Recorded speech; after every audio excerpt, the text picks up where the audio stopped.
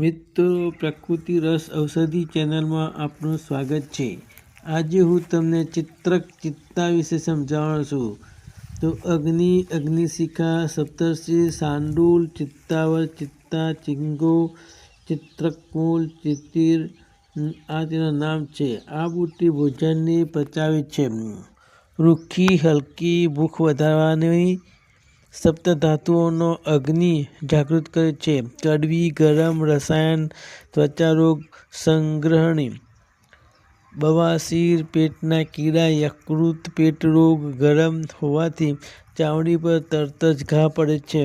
સામાન્ય ઉપયોગ કરતા આમાશયને ઉત્તેજિત કરે છે, જેથી રક્ત સંચાર વધે છે। પેટના મલને સાફ કરે છે, તે રંગ પીળો થાય છે।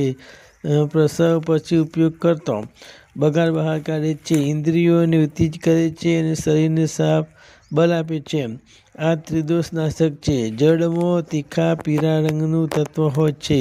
ચિત્રકનો સીધો ઉપયોગ કરવાથી ફોલ્લા પડે છે। હાથી પગો થયેલો હોય તો ચિત્રકની જડ અને દેવદારુ સમાન માત્રામાં લઈને ચૂર્ણ બનાવીને ગાયના મૂત્રમાં મિલાવીને પગ ઉપર લેપ કરવામાં આવે તો હાથી પગ રોગ મટી જાય છે। શરદી ખાંસી થઈ હોય તો તેનું જડ, મધ અને આદુના રસ મિક્સ કરીને આ ચાટવાથી રોગ મટે છે।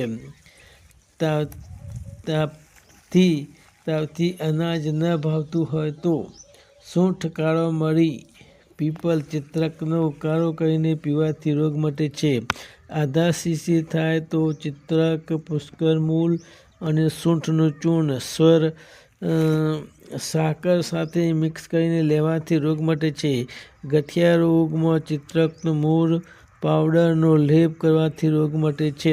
હિસ્ટોરિયા થયું હોય તો ચિત્રક જડ, બ્રાહ્મી, બચ સમાન લઈને ચૂર્ણને ગાયના દૂધમાં લેવાથી રોગ મટે છે। વારંવાર પેશાબ આવતો હોય તો ચિત્રકનો ઉકાળો કરીને પીવાથી રોગ મટે છે।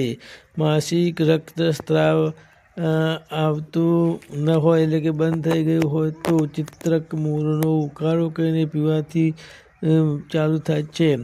શરીરમાં કમજોરી આવી ગઈ હોય તો ચિત્રકનું મૂળ પાવડર અને મધ ચાટવાથી શક્તિ આવે છે।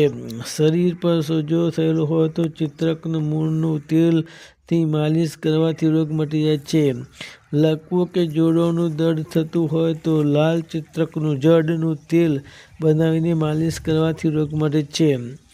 ગુમડાનો રસ કે નીકળતો હોય તો ચિત્રકનું મૂળની છાલને ઘસીને લેપ કરવાથી રોગ મટે છે। બવાસીર થાય તો ચિત્રક જડને સાથે લેવાથી રોગ મટે છે। યકૃતની વૃદ્ધિ થતી હોય તો સૂંઠ અને ચિત્રકનું મૂળ ઉકાળીને પીવાથી રોગ મટે છે। ચિત્રકનો પંચાંગનો ઉકાળો કરીને પીવાથી સુગર મટી જાય છે। શરીર જાડું થતું હોય તો ચિત્રકનું જડ અને મધ સાથે ચાવવાથી રોગ મટી જાય છે। જય જડીબુટ્ટી।